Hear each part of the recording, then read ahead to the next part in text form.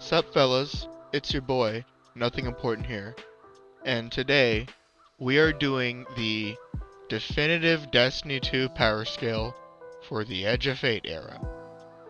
Before we begin, I want to make this clear.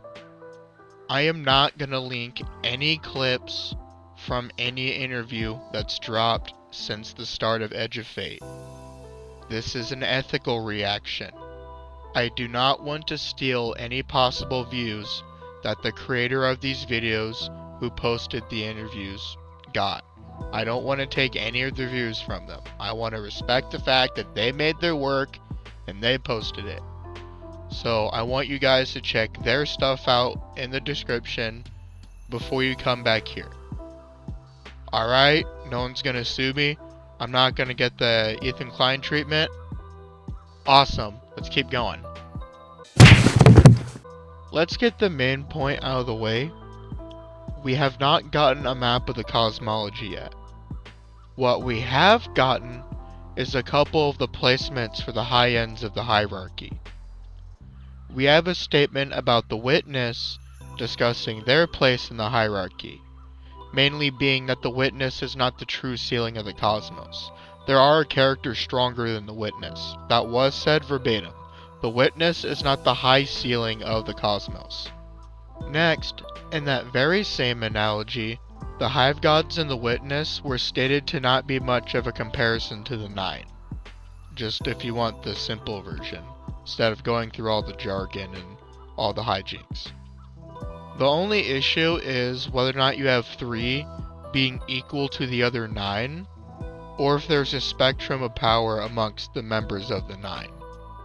We're not sure about that yet. We don't know what's going to happen until Renegades, which is releasing way later this year. While we have something of an answer now regarding the Witness versus the 9, here's what I would say about it until we get a definitive conclusion to the topic. There are 2 ways of looking at this. Either A, the Witness is somewhere around the weakest or the strongest of the 9, but one or multiple of them still surpass him. Or B, that the Witness is just straight up weaker than every 9 possible. Regardless on where they go with this, I'm interested to see how they'll conclude the debate in either Renegades or a later release. Another thing of interest I want to note is the relationship between the Vex and the 9. Alice and Lurs talked about the differences in their time powers. The Vex and the 9 both share the same issue of not being able to see past the present, but where they differ is how their powers work. The Vex pull stuff from other timelines to the one they're in right now. The 9 pull anyone or anything from the past all the way up to right now. The 9 themselves see time as this flat line. They're 4th dimensional beings and they don't understand 3-dimensional linearity. In fact, linear time is quite alien to them. This is why they pull stuff from the past up to right now, because their perception of time is that everything within time is all the same. The Guardian before their death and the Guardian after the resurrection up to right now is the same character in the eyes of the 9. For the Vex, it's a little different. The Vex are able to access information about multiple timelines and simulated futures. That doesn't change their circumstances in the present, but what the Vex can do is pull from other timelines that the 9 are not aware of to manipulate their circumstances in the present. Both the 9 and the Vex can manipulate the present in order to strive for a future of their own design, but they cannot directly see the future. Next, let's address the white elephant in the room. It's not the Hive. It's not the Vex. It's not the Guardian, or even the Witness. No, this time it's Maya Sundaresh, and it is a complete freaking mess. Here's the truth about Maya. Maya did kill 3. It took a lot of effort to kill 3. And she did do it with her own power. Something would have told us by now that 3 let themselves die in the manner of helping Maya kill them. Nothing actually says that Maya Sundaresh received any help when putting down 3. That was all her own power. And until we get something new discussing that, that's all we got. Not only that, but all 4 of the raid bosses from Desert Perpetual are completely afraid of Maya Sundaresh. That is a fact. Right now, Maya Sundaresh just runs house on the entire cast with her power. You can become stronger with your Echo. It works the exact same as Prismatic does. It was stated for Fikrul, and it was shown with Maya and Oryx as well. Maya's just gonna keep getting stronger, and who knows when we'll deal with her. I'll just leave you with this, however. This is a new saga, and they're restarting the scaling chain, as in they're wanting to make a new one from scratch, because they're wanting to put the 9 above the Witness by pointing out that the 9 are 4D beings, and they have more power than everything from the universe, including the Witness. And unless we get something putting the Witness in the tier of or above the 9, then we know for sure that the 9 destroy the Witness.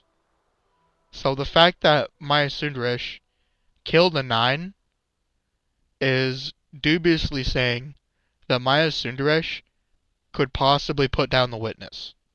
This is not me saying this. This is the common sense from the lore team.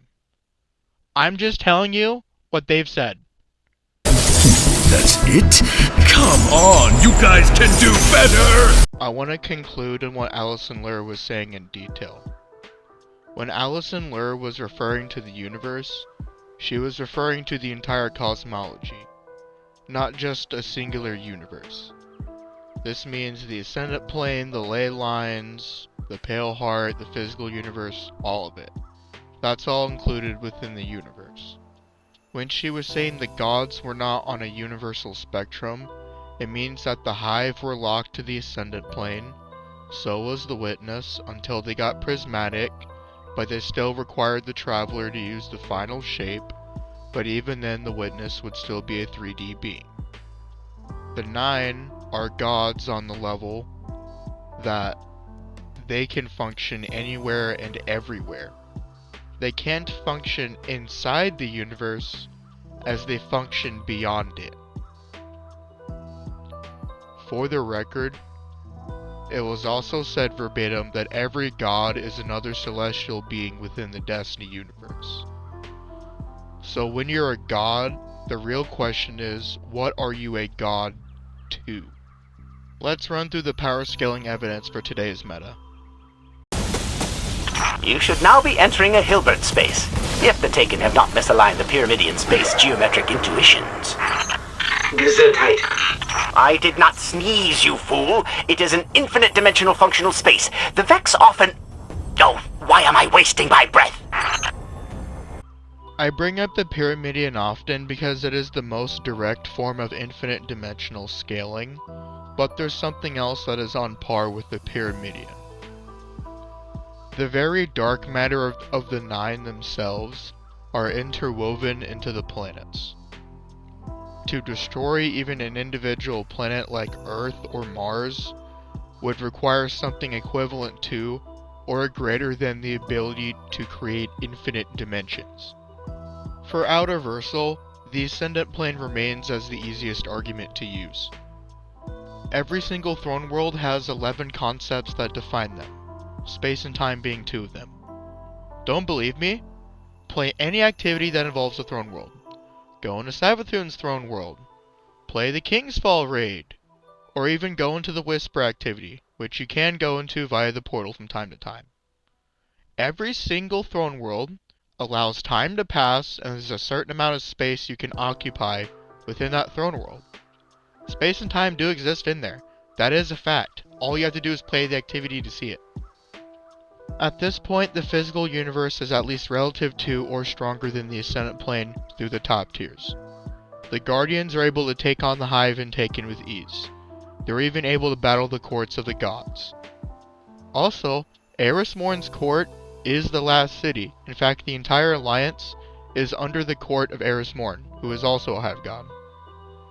Then you have the top tiers, who can fight all 9 Hive Gods, and then you have the Guardian, who can bully them all. And then you have the Traveler, who at their apex surpasses the Guardian.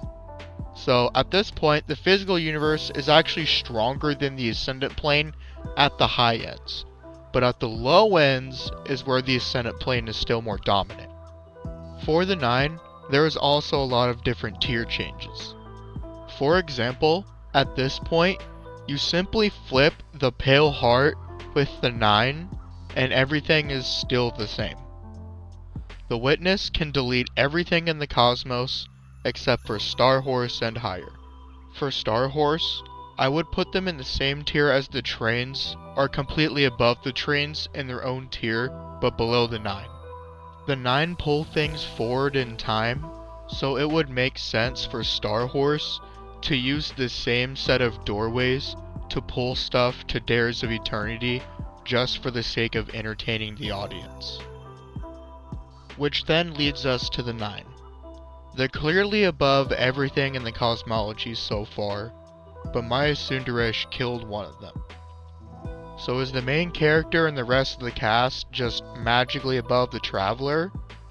Are they above Star Horse? Are they below Star Horse? What's going on with that? We're not fully sure with that yet, as Desert Perpetual just adds more inverse scaling rather than contextual answers for where we stand in the grand scheme of things. Are we 9 level? Is Maya Sundaresh not 9 level, but her power can just pull them to the 3rd dimension as a form of kryptonite? Is it some one-shot power that actually transcends the entire mythos, including the 9? We don't fully know yet. We have answers, but we don't have all the answers. Not everything is arranged in a position for us to perfectly cover everything in intricate detail in the same way we would before. We have to wait for Renegades until we can actually cover the full grand scope of the 9, and that's even if we get that at all. But regardless, once the conversation finally starts simmering down enough to a point to where we have more answers, I'll make another video discussing what we got. Until then, all we have is supplemental material, a bunch of questions, and a lack of a cosmological map for context of the grand scheme of things. Not bad, we have answers, but not everything we want. What do you guys think? Are you satisfied with what we got in Edge of Fate so far? And if not, what do you look forward to being answered in Renegades or after? This is an interesting topic, I would say much more engaging than the Light and Dark saga for sure, but it's still new, so let's see where it goes. Anyway, that's all I had for today. See ya!